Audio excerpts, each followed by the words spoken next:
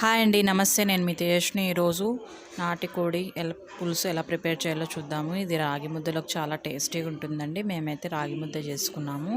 ఒకసారి మీరు కూడా ఇలా కాంబినేషన్ చేసుకోండి, చాలా అంటే చాలా టేస్టీగా ఉంటుంది. అలాగే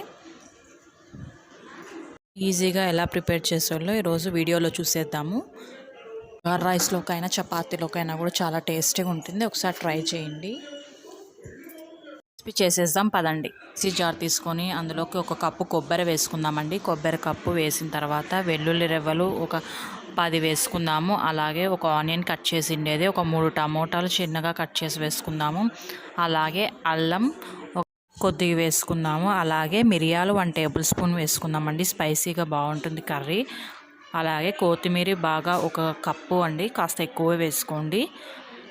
బాగా వాష్ చేసి కట్ చేసి కొత్తిమీర 1 కప్ వేయండి. అలాగే ఒక టేబుల్ స్పూన్ సాల్ట్ వేసి వాటర్ యాడ్ చేసుకుంటూ ఫైన్ పేస్ట్ లాగా బ్లెండ్ చేసుకుందాం.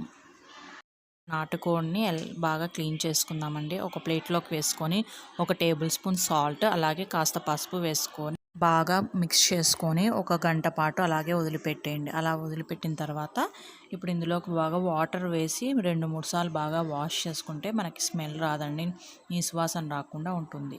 ఇలా ఎప్పుడైనా మీరు కూడా ట్రై చేయండి. అలాగే స్టవ్ ఆన్ చేసి కుక్కర్ పెట్టి అందులోకి ఒక 2 గరిటెలు ఆయిల్ వేద్దామండి. ఆయిల్ బాగా వేడెక్కిన తర్వాత మనం ఇందాక వాష్ చేసుకున్న నాటుకోడిని ఇందులోకి వేసి బాగా మిక్స్ చేసుకుందాము. అందులో వాటర్ వచ్చినవన్నీ ఇమిరిపోయే వరకు బాగా ఉడికించుకుందామండి. ఇందులోకి ఒక 2 టేబుల్ స్పూన్ల సాల్ట్ వేయండి. నేను దీంట్లోకి అయితే రాళ్ళు ఉప్పు వేసానండి. అలాగే పసుపు ఒక 1/2 టేబుల్ స్పూన్ వేసి బాగా మిక్స్ చేసుకుందాము. మిక్స్ చేసిన తర్వాత కాసేపు అలాగే వదిలిపెట్టేద్దామండి. ఇప్పుడు బాగా నీళ్ళన్నీ ఎమిరిపోయాయండి. ఇదిగోండి ఇలా ఉండాలి.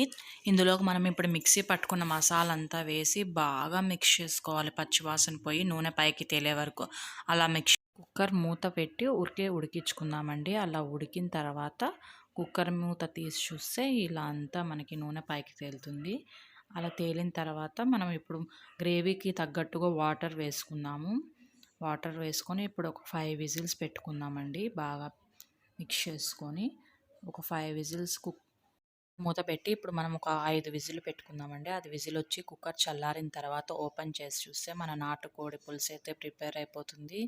మీలో ఎంతమందికి టేస్టీ అయిన నాటుకోడి పులుసు ఇష్టమో కామెంట్ చేయండి. అలాగే వీడియో చూసిన తర్వాత మర్చిపోకుండా లైక్ చేయండి, షేర్ చేయండి, అలాగే సబ్స్క్రైబ్ చేసుకోండి. Thank you so much for watching this video.